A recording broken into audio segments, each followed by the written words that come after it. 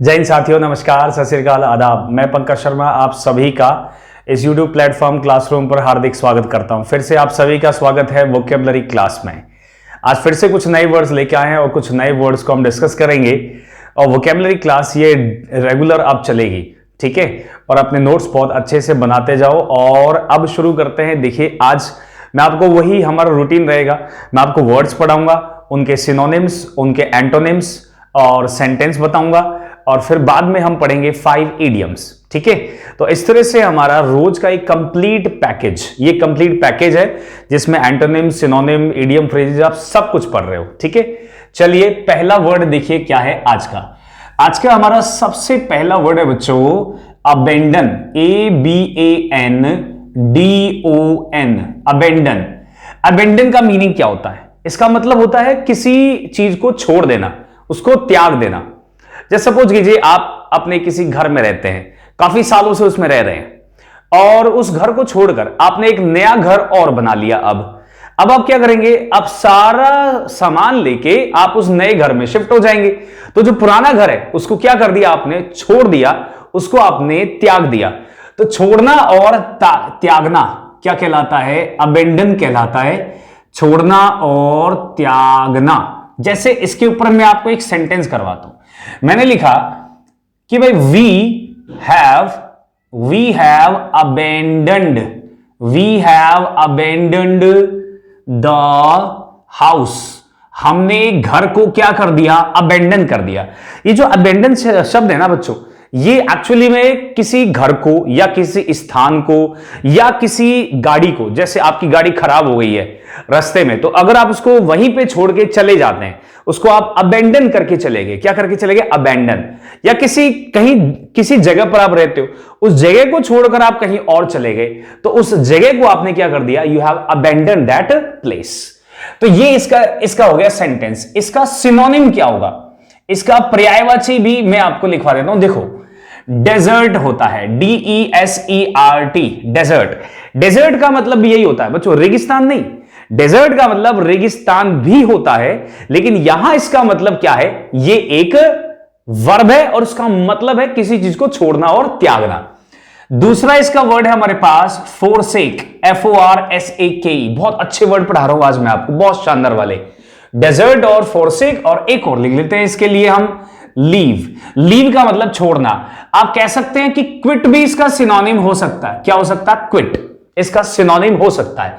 तो desert, forsake, leave और quit, ये चार इसके क्या हो गए? सिनोनिम्स हो गए। और एक हमारे पास वर्ड क्या है? अबेंडन। तो कितने वर्ड हो गए? 5 वर्ड्स हो गए। चलिए, अब मैं इसका आपको एंटोनिम भी बता रहा हूं। एंटोनिम का मतलब विलोम शब्द क्या होगा? देखिए, अगर आप किसी चीज को छोड़ते हैं तो उसका अपोजिट क्या होगा? बताओ, छोड़ना का अपोजिट क्या होगा? छोड़ने का अपोजिट होगा उसको अपना लेना, उसको प्राप्त कर लेना। बात समझ में आएगी क्या? तो इसका सिनोनिम क्या होगा? इसका सिनोनिम होगा कि उसको छोड़ना नहीं, अर्थात कीप, रखना। जैसे आपने नया घर बना लिया तो आप पुराने घर को भी रखोगे। क्या करोगे? उसको कीप करोगे, उसे रखोगे, छोड़ोगे नहीं उसको। तो कीप करना, और उस पुराने घर में आप कंटिन्यू करोगे। क्या करोगे? कंटिन्यू, जारी रखोगे उस घर में भी अपना निवास। तो कीप करना, कंटिन्यू करना, इसका ऑपोजिट हो जाता है। और एक वर्ड और है परसू। क्या हो गया? परसू, ठीक है। परसू का मतलब किसी चीज का पीछा करना, मतलब उसको छोड़ना नहीं, उसके पीछे लगे रहना। छोड़ना नहीं, क्या होता है? लगे रहना, परसू। जैसे मैं कहूं कि भाई परसों से, परसू का मतलब परसों से मैं तुम्हारा परसू कर रहा हूं, परसों से तुम्हें परसू कर रहा हूं। तो परसू का मतलब किसी का पीछा करना होता है। चलिए, कितने वर्ड हो गए? अबेंडन। अबेंडन के हमारे 4 तो सिनोनिम्स हो गए और 3 इसके क्या हो गए? एंटोनिम्स, और ये एक वर्ड हो गया। तो टोटल कितने वर्ड्स हो गए? 8 वर्ड्स हो गए। चलिए, अब हम अगले वर्ड पे बढ़ते हैं। हमारा नेक्स्ट वर्ड है baffle, BAFFLE। Let's understand baffle क्या होता है। बैफल को मतलब होता है इसका कंफ्यूज करना। जैसे कोई सिचुएशन है जिससे आप बहुत ही ज्यादा कंफ्यूज हो गए, या कोई एक ऐसा सवाल है मैथ्स का जो आपसे सॉल्व नहीं हो रहा, बहुत कंफ्यूज कर दिया उस क्वेश्चन ने आपको। तो कोई भी चीज आपको कंफ्यूज कर दे, मतलब असमंजस में डाल दे, चक्कर में डाल दे कि यार ये हुआ क्या, तो हुआ कैसे। तो बैफल का मतलब होता है बच्चों क्या? चक्कर में डालना। क्या होता है? चक्कर में टक्कर में डालना, ठीक है। और इसके ऊपर मैं आपको सेंटेंस करवाता हूं। जैसे मैंने लिखा कि सच, सच का मतलब होता है ऐसा, सच क्वेश्चंस, ऐसे सवाल, सच क्वेश्चंस, ऐसे सवाल, डू नॉट बैफल मी, मुझे बैफल नहीं करते, यानी ऐसे सवाल मुझे बैफल नहीं करते। आप एक चीज नोटिस कर रहे हो, जो बैफल है ना, ये वर्ब है, डू के साथ वर्ब की फर्स्ट फॉर्म लगाते हैं हम, याद है। तो बैफल एक वर्ब हो गई, बैफल क्या है, वर्ब है। और जो अबेंडन है ना, ये भी वर्ब है, ध्यान से देखो, हैव के साथ वर्ब की थर्ड फॉर्म लगाई हुई है। तो अबेंडन और ये सब वर्ब है, डिजर्ट, फोरसेक, लीव, और जो बैफल है ये भी वर्ब है। मैं आपको बच्चों तो मैं आपको मतलब वोकैबुलरी के साथ साथ मैं आपको थोड़ी बहुत ग्रामर भी सिखाता जा रहा हूं, पार्ट्स ऑफ स्पीच भी बताता जा रहा हूं। इससे क्या होगा, आपका पार्ट्स ऑफ स्पीच बहुत स्ट्रांग हो जाएगा। तो बैफल का मतलब चक्कर में डालना, किसी को कंफ्यूज कर देना। तो इसका सिनोनिम क्या होगा, इसका सिनोनिम होगा कंफ्यूज करना। क्या हुआ, कंफ्यूज करना या फिर पजल करना। क्या, पजल, पजल मतलब पहेली होती है। तो पहेलियां हमको क्या करती है, अगर कोई आपको पहेली सुनाए तो आप कंफ्यूज रहोगे, यार इसका आंसर क्या निकलेगा, इसका हल क्या होगा। तो कंफ्यूज करना, पजल करना या फिर रिडल, RIDDLE। रिडल का मतलब भी पहेली होता है। क्या होता है, पहेली। रिडल का मतलब भी पहेली, पजल भी पहेली और कंफ्यूज भी पहेली। तो कंफ्यूज, पजल और रिडल, इन तीनों का एक ही मतलब क्या है, वो बैफल करना, चक्कर में डालना किसी को। अब इसका हम एंटोनिम और देख लेते हैं। एंटोनिम क्या होगा बच्चों, किसी को चक्कर में डालना, कंफ्यूज करना, इसका अपोजिट क्या होगा बताओ। इसका अपोजिट होगा किसी चीज को स्पष्ट करना, एक्सप्लेन करना। क्या करना, किसी चीज को क्लियर करना या उसे क्लैरिफाई करना या उसे एक्सप्लेन करना या उसे एनलाइटन करना। क्या करना, एनलाइटन। तो क्लियर, क्लैरिफाई, एक्सप्लेन, एनलाइटन, इन सब का मतलब होता है किसी चीज को स्पष्ट कर देना। और इसका मतलब क्या होता है, कंफ्यूज करना, चक्कर में डाल देना। तो एक दूसरे के अपोजिट हो गए ये सब। चलिए इसमें कितने वर्ड हो गए देखो, 3 and 4 कितने हो गए, 7 and then 8। तो 8 और 8 कितने, 16 वर्ड्स पढ़ लिया हमने। कितने, 16 वर्ड हो गए 2 में। चलिए मैं आपको कहा था ना, मैंने आपको कि मैं आपको रोजाना मोर देन 30 वर्ड्स हो जाएंगे बच्चों, ध्यान रखना। 30 वोकैब हो जाएगी, 30 से भी ज्यादा, और 5 हमारे हो जाएंगे एडियम्स ना। उन एडियम्स में भी कोई वर्ड हो सकता है इंपॉर्टेंट, तो बहुत सारे वर्ड पढ़ेंगे रोजाना, चिंता मत करो आप। चलो अब जरा हम पढ़ लेते हैं अगला वर्ड, देखो क्या है। अगला वर्ड है हमारे पास काम। अब काम का मतलब क्या होता है, शांत।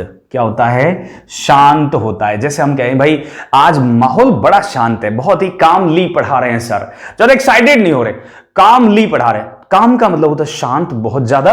और चलो इस पे एक सेंटेंस में समझा देता हूं आपको। मैंने लिखा कि द सी वॉज वेरी काम।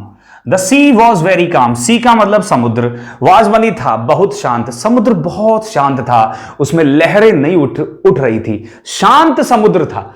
तो काम का मतलब क्या हुआ, शांत। और इसका सिनोनिम क्या होगा, इसका सिनोनिम भी लिखवा देता हूं।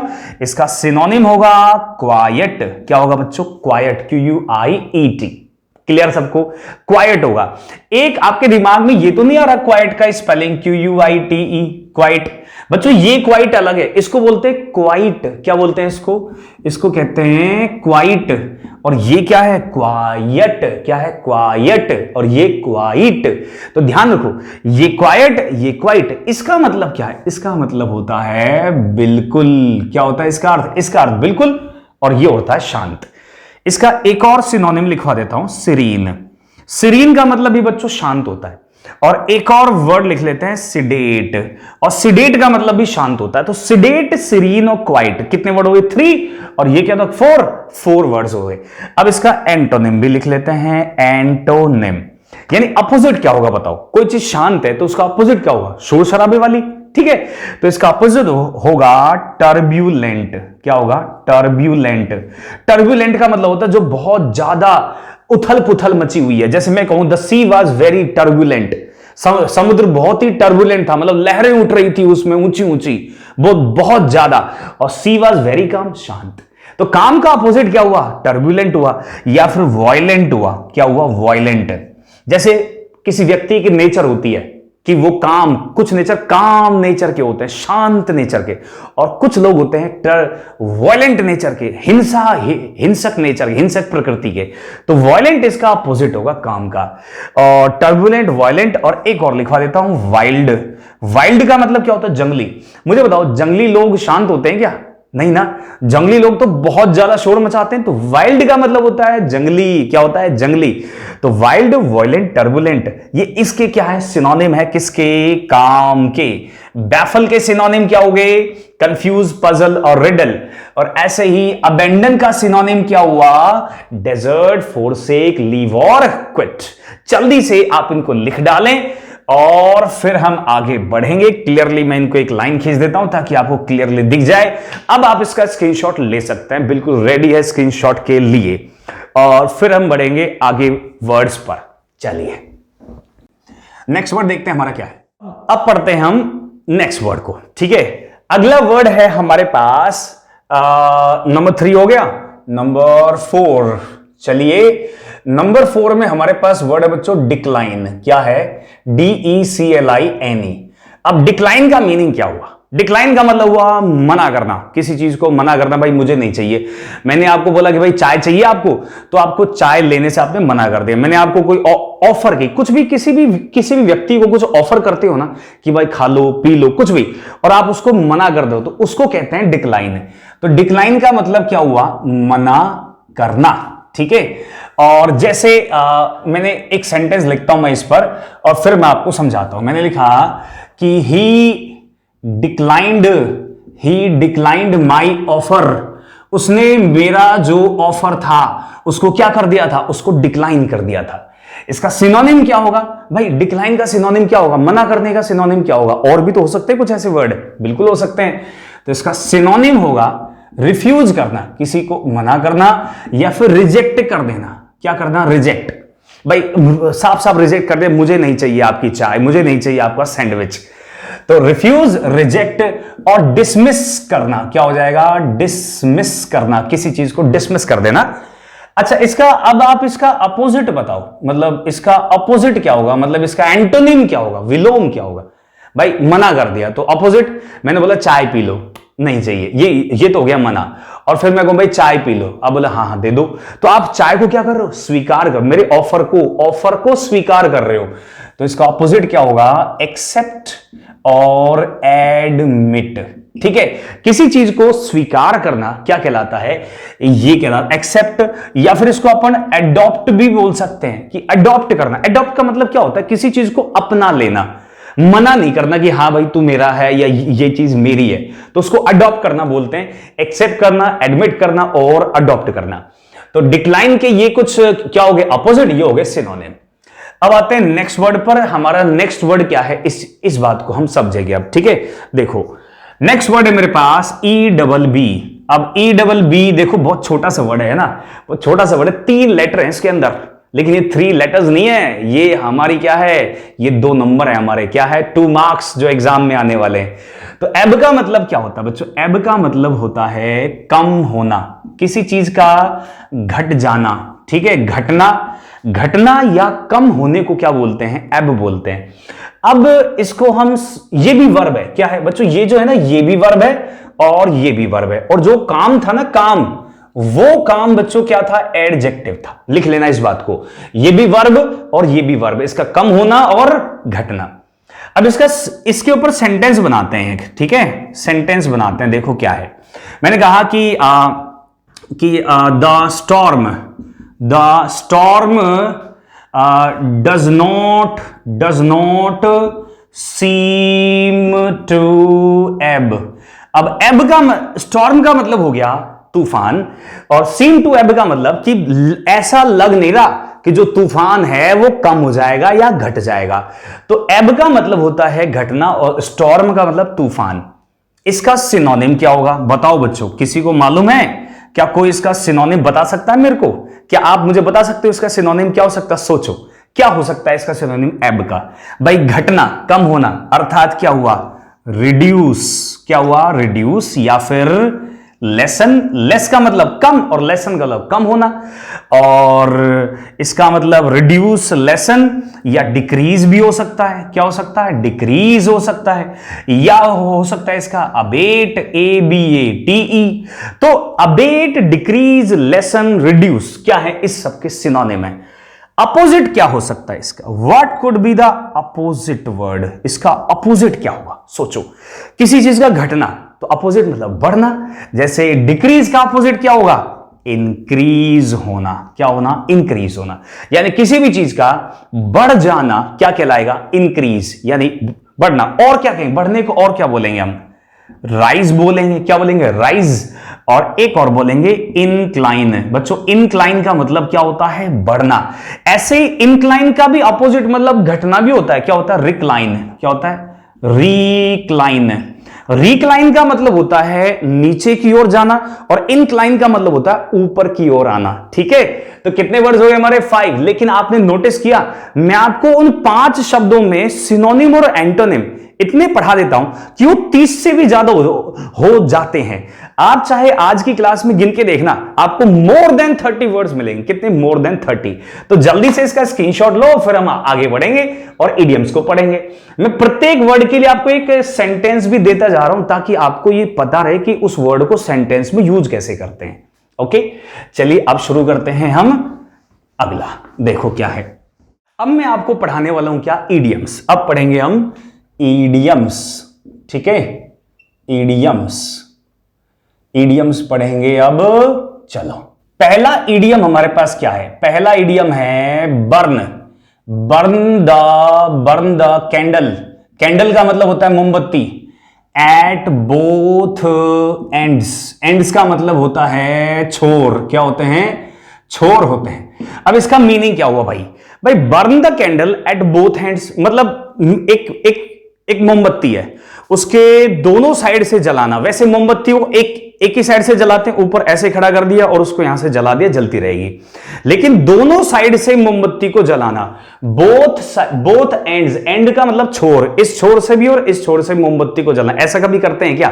क्या कभी मोमबत्ती को दोनों साइड जलाते? नहीं जलाते। लेकिन अगर आप दोनों साइड से जलाते हो तो जल्दी खत्म हो जाएगी मोमबत्ती, है ना? मोमबत्ती जल्दी खत्म होगी। जो मोमबत्ती 2 दिन चलने वाली है वो 1 दिन में खत्म हो जाएगी। इसका मतलब आप क्या कर रहे हो? खर्चा बढ़ा रहे हो अपना। क्या कर रहे हो? खर्चा। 2 दिन में 1 मोमबत्ती, लेकिन अब 1 दिन में 1 मोमबत्ती दोनों साइड से जलाने से तो खर्चा बढ़ गया आपका। इसका मतलब आप खर्च कर रहे हो। क्या? बर्बाद कर रहे हो पैसे को, यानी पैसा बर्बाद करना। क्या होता है? पैसा बर्बाद करना। बच्चों, बर्न का मतलब होता है जलाना। मोमबत्ती को दोनों साइड से जलाने का मतलब पैसे को बर्बाद करना। और इसका इंग्लिश में क्या बोलेंगे? स्क्वेंडर। क्या बोलेंगे? स्क्वेंडर। स्क्वेंडर का मतलब क्या होता है? पैसा बर्बाद करना। SQUANDER। चलिए अब दूसरे इडियम पे आते हैं। दूसरा इडियम हमारा burn midnight. Burn midnight oil. अब बर्न का मतलब जलाना, मिडनाइट का मतलब अर्ध, जो आधी रात हो जाती है, और ऑयल का मतलब तेल। तो इसका असली अर्थ क्या हुआ? इसका आधी रात में तेल जलाना। समझाता हूं कैसे। जैसे देखो, सपोज करो अगर कहीं लाइट नहीं है, कहीं किसी गांव में, या पहले जैसे लाइट नहीं हुआ करती थी, तो रात को लोग अगर मेहनत कर रहे हैं, पढ़ते थे, तो कैसे पढ़ते थे? लालटेन जला के। किससे? लालटेन जला के पढ़ते थे। और लालटेन में क्या डाला जाता था? तेल। तो बर्न मिडनाइट ऑयल का मतलब क्या हुआ? रात को तेल जलाना, मतलब पूरी रात, देर रात तक जग जग कर मेहनत करना, पढ़ना। क्या होता है? देर रात तक जग जग कर मेहनत करना, पढ़ना। अर्थात देर रात तक पढ़ना या फिर मेहनत करना। Okay, work hard late night तक मेहनत करते रहना, देर रात तक जगना, पढ़ना। क्या कहलाता है? Burn midnight oil. चलिए अगले आते हैं, अगले इडियम पे। Cry for. क्राई का मतलब रोना। क्राई का मतलब होता है रोना। और मून, चांद के लिए। बच्चों, चांद के लिए रोने का मतलब क्या है? जैसे आपको पता है, कुछ लोग होते हैं और कुछ लोगों को चांद चाहिए, ठीक है। जैसे किसी व्यक्ति की प्रेमिका ने कहा कि नहीं, मैं जब तक नहीं मानूंगी जब तक तुम मुझे चांद ला के नहीं दोगे। किसने बोला? प्रेमिका ने बोला, मैं जब तक नहीं मानूंगी जब तक मुझे चांद नहीं मिल जाता। तो क्राई फॉर द, क्या ऐसा पॉसिबल है कि उसका जो प्रेमी है वो उसको चांद ला के दे दे? संभव ही नहीं है। तो किसी असंभव चीज की इच्छा करना क्या होता है? किसी असंभव चीज की इच्छा करना क्या कहलाता है? Cry for the moon means cry, sorry, इसका मतलब होगा wish, wish, wish for impossible. ऐसी कोई भी चीज जो असंभव है, विश, इच्छा करना फॉर इम्पॉसिबल, असंभव चीज की इच्छा करना क्या कहलाता है? Cry for the moon. याद हो गया? अरे ऐसे याद हो जाए, कोई दिक्कत नहीं है। अब आते हैं अगले वर्ड पे, क्राई ओवर स्पिल्ट मिल्क। इसका मीनिंग क्या हुआ? इसका मतलब हुआ, जो स्पिल्ट का मतलब होता है बिखरा हुआ, जो फैल जाता है। मिल्क दूध, क्राई का मतलब रोना, फैले हुए दूध पर रोना। एक कहावत है हिंदी में, हिंदी में एक कहावत है कि अब पछताए होत क्या जब चिड़िया चुग गई खेत।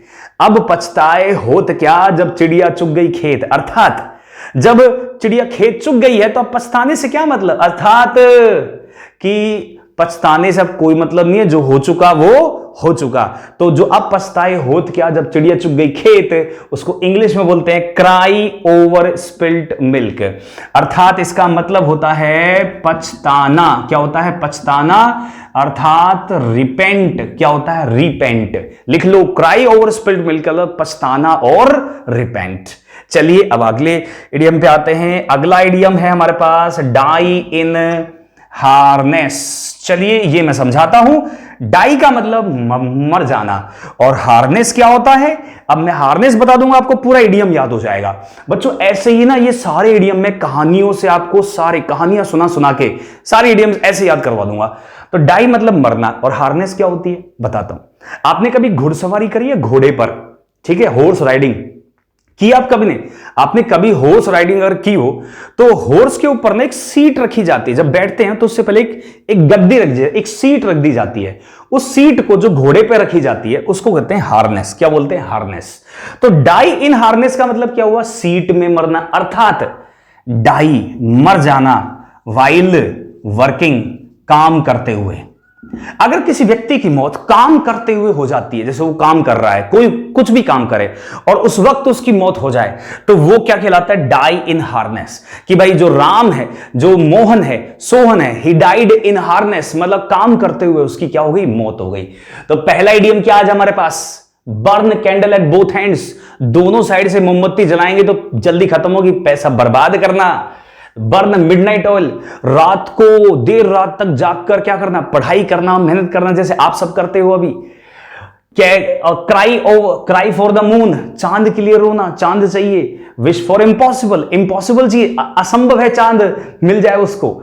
अगला है क्राई ओवर स्पिल्ड मिल्क, बिखरे हुए दूध पर रोना। अरे अब पछताने से क्या होता है? वो तो हो गया काम। तो इसका मतलब क्या हुआ? पछताना, रिपेंट। अगला क्या है? डाई इन हार्नेस, मतलब मर जाना काम करते हुए। तो आज के हमारे कितने वर्ड्स हो गए बच्चों? वोकैबुलरी में मोर देन 30 वर्ड्स पढ़ा दिए, और ये कितने हो गए? 5। और इसमें भी ध्यान रखना, जो स्क्वेंडर है ना, ये भी बहुत इंपॉर्टेंट वर्ड है। रिपेंट है ना, ये भी बहुत इंपॉर्टेंट वर्ड है। इडियम में भी कुछ ऐसे वर्ड आ जाएंगे जो बहुत इंपॉर्टेंट रहेंगे हमारे लिए। चलिए आज की क्लास बहुत अच्छी रही, शानदार रही, और आप बच्चों में जो भी पढ़ाओ ना, रोजाना उसको पढ़ते रहो अच्छे से, और क्योंकि अगर नहीं पढ़ोगे तो फिर गड़बड़ हो जाएगी। ठीक है, तो आज की क्लास हम इसी नोट पर फिनिश करते हैं guys. Thank you so much for watching the class. Bye bye.